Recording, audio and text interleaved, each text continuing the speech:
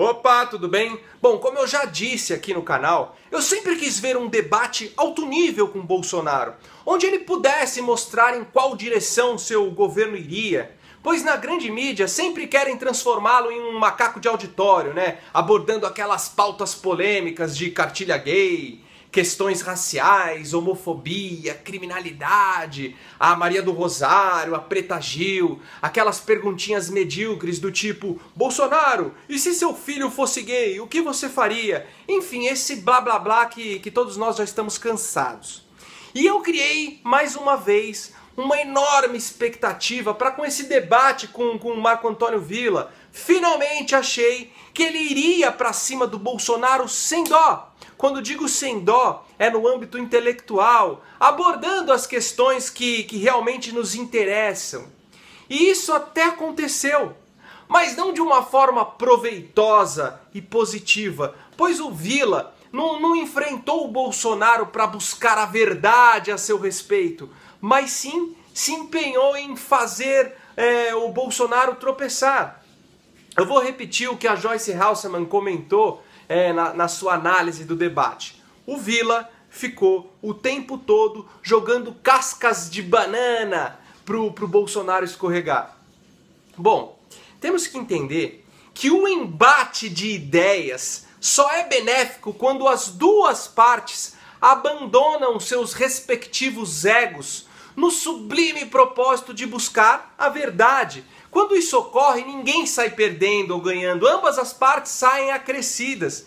Mas o que vimos foi o inflamado ego do professor Villa querendo provar a sua superioridade diante do Bolsonaro e usando de todo tipo de ardil argumentativo para confirmar diante do público que ele estava certo em ter subestimado o Bolsonaro quando o desafiou para o debate. Bom, eu acredito que chegamos em um ponto de degradação moral da nossa classe política, que votar no Bolsonaro já é uma questão de caráter. Eu estou cansado de falar aqui nos vídeos que o grande problema do Brasil é moral e cultural. Sofremos um paulatino ataque nas nossas bases morais, com claro intuito de desmantelar os nossos valores ocidentais tradicionais. Essa estratégia visa transformar o Brasil em uma nação socialista, completamente rendida aos interesses dos globalistas.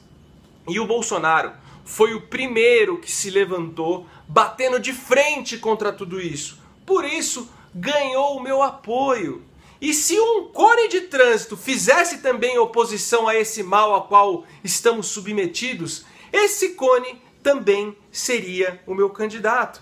O eleitorado brasileiro sempre foi desprovido de representação política e principalmente desprovido, de espaço na grande mídia. É um povo marginalizado pela classe política e pelos formadores de opinião. Todas as últimas eleições presidenciais foram disputadas por candidatos de esquerda, que não representam a maioria dos brasileiros. Como já sabemos, o PT e o PSDB foram essencialmente criações de um mesmo grupo de esquerdistas.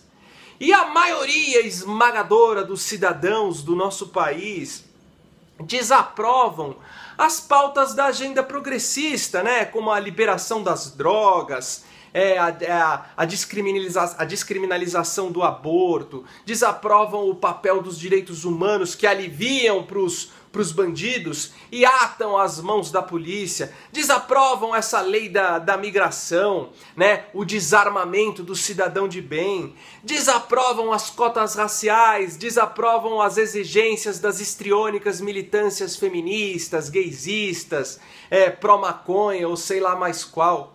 Só que segundo o nosso atual establishment, a opinião desses brasileiros é indigna de ser ouvida, e indigna de crédito. Só que agora essas pessoas finalmente estão se sentindo representadas na figura do Bolsonaro. E o Bolsonaro, por sua vez, aproveitou para se tornar especialista em falar o que essas pessoas gostam de ouvir. E assim surgiram os eleitores racionais, que assim como eu, sabem ponderar as críticas contra o Bolsonaro, dependendo da crítica encaram como construtiva para que ele evolua, e não demonizam as pessoas apenas por estas não gostarem dele.